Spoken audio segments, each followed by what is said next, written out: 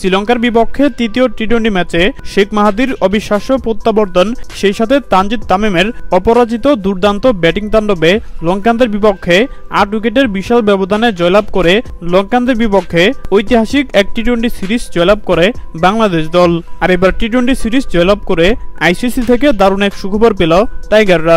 দর্শক, দীর্ঘদিন ধরে নিজেদের ঘরের মাঠে কিংবা বিদেশের মাটিতে ওয়ানডে টেস্ট কিংবা টি-20 সিরিজ কোনোটাই জয়লাভ করতে পারছিল না বাংলাদেশ দল।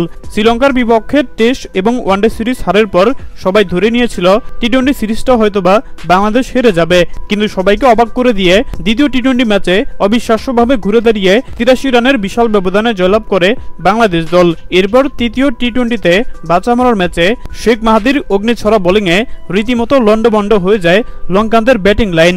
দুর্দান্ত বোলিং করে ৪ উইকেট শিকার করে নিজের প্রত্যাবর্তন রাঙিয়ে তুলেন শেখ মাহাদি। এরপর ব্যাটিংয়ে তানজিদ তামিমের অবিশ্বাস্য ব্যাটিং তাণ্ডবে শেষ পর্যন্ত ২১ বল হাতে রেখেই ৮ উইকেটের বিশাল ব্যবধানে জয়লাভ করে লঙ্কানদের ঘরের মাটিতে ঐতিহাসিক এক টি-20 সিরিজ জয়লাভ করে বাংলাদেশ দল। দীর্ঘদিন পর টি-20 সিরিজ জয়লাভ করে এবার আইসিসি থেকে দারুণ এক সুখবর পেল বাংলাদেশ দল। ২০২৬ টি-20 বিশ্বকাপে সরাসরি অংশগ্রহণ করা অনেকটা নিশ্চিত হয়ে গেছে টাইগারদের। হ্যাঁ দর্শক, আপনাদেরকে বলছি, বাংলাদেশ কি পারবে পরবর্তী পাকিস্তানের বিপক্ষে নিজেদের ঘরের মাটিতে সিরিজ জয়লাভ করতে? জানিয়ে দিন আপনাদের গুরুত্বপূর্ণ মতামত আমাদের কমেন্ট বক্সে। ধন্যবাদ।